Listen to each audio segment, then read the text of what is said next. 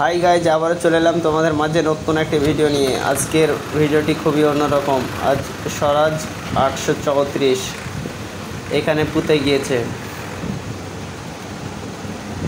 স্বরাজের আজকের ট্র্যাক্টরটা এখানে পুঁতে গিয়েছে, তাই একে তোলার জন্য আরও দুখানা ট্র্যাক্টর এসেছে। আর ওই দুখানা ট্র্যাক্টর, দুখানা স্বরাজ।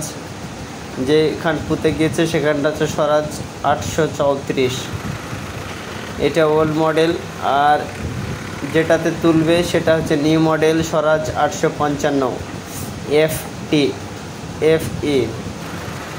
এটাতে তোলার জন্য চেষ্টা করছে। তো জমি চাষ করতে এসে জমিতে পুঁতে গিয়েছে। এই সাইড থেকে ভিড়ানো হচ্ছে, দেখা যাক তুলতে পারে কিনা।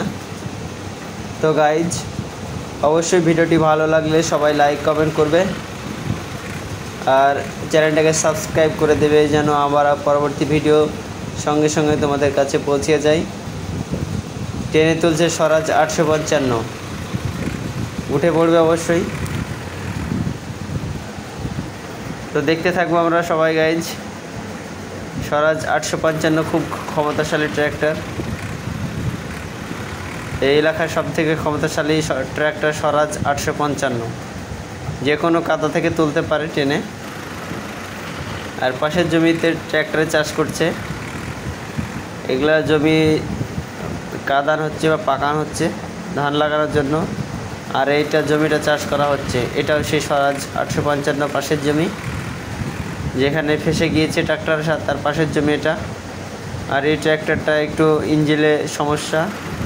এটা স্বরাজ ইঞ্জিনের সমস্যার কারণে একটু ইঞ্জিনটাকে সারানো হচ্ছে। তো গাইজ, অবশ্যই ভিডিওগুলো ভালো লাগলে লাইক কমেন্ট শেয়ার করবে, আর আমাদের পাশে থাকবে এরকম নিত্য নতুন ভিডিও পেতে। তো গাইজ, 855-তে চাষ শুরু করেছে, লোটারের চাষ। মাটিকে একদম ধুলো করে দিচ্ছে। খুবই সুন্দরভাবে চাষ করতে পারে এই স্বরাজ 855। তো গাইজ, অবশ্যই ভিডিওগুলো দেখবে, সম্পূর্ণ ভিডিওগুলো দেখবে, ভালো লাগবে দেখতে।